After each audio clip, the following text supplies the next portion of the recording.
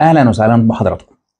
في مجموعة من العوامل بتأثر على نمو اللغة عند ولادنا، بداية من نطق أول كلمة إلى عدد الكلمات اللي هيتكلم بيها ويقدر يوظفها، ووصولا لإكمال الحصيلة اللغوية عندهم.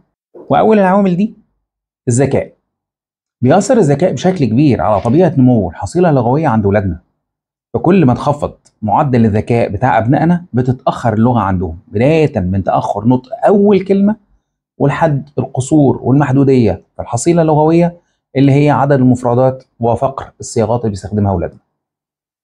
العامل الثاني العمر الزمني، وهنا بنأكد إنه كلما تقدم أبنائنا في العمر كلما كانت هناك فرص لزيادة الحصيلة اللغوية عندهم، وده معناه إننا لو عارفين إن ابننا بيعاني من تأخر في اللغة يبقى لازم نواصل معاه التدخلات التدريبية الخاصة بتنمية اللغة والتواصل، لأن كل ما هيكبر هنقدر نحقق تقدم أكتر في تنمية اللغة عنده.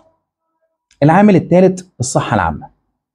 بيرتبط مستوى الصحة العامة للطفل ارتباط مباشر بنمو اللغة عنده، فكل ما كان جسم الطفل صحيح ومعافى كلما تمتع بدرجة من النشاط والحيوية بتأثر بالتالي على حركاته وتحركاته وعلاقاته بالمحيطين بيه، وده بيساعد بدوره في سرعة التعرف على البيئة المحيطة ونمو مدركاته الحسية ومفرداته اللغوية.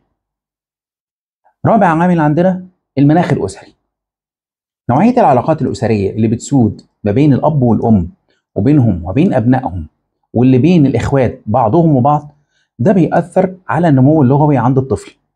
فلو كانت الأسرة بيسود فيها الوئام والحب والتفاهم بين أفرادها ده بيدي فرصة أفضل للطفل إن ينمو لغويا بشكل أسرع وأفضل من الطفل اللي بيعيش في أسرة بتنقصها العوامل دي أو بيغيب فيها أحد أفراد الأسرة أو أحد الأبوين لأي سبب كان، سفر، وفاة، انفصال، وده بيؤدي في بعض الحالات لبطء النمو اللغوي وقلة المفردات وسوء استخدامها عند الأطفال.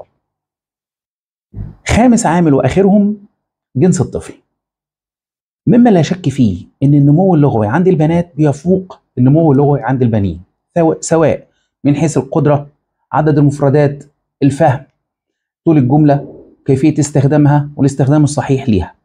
بيستمر هذا التفوق حتى يلتحق الطفل بالمدرسة عند سن السادسة، وهنا بيبدأ يقرب الجنسين من بعض في طبيعة نمو اللغة عندهم تمهيدا لإذابة الفوارق بينهم في هذه الناحية من التفوق.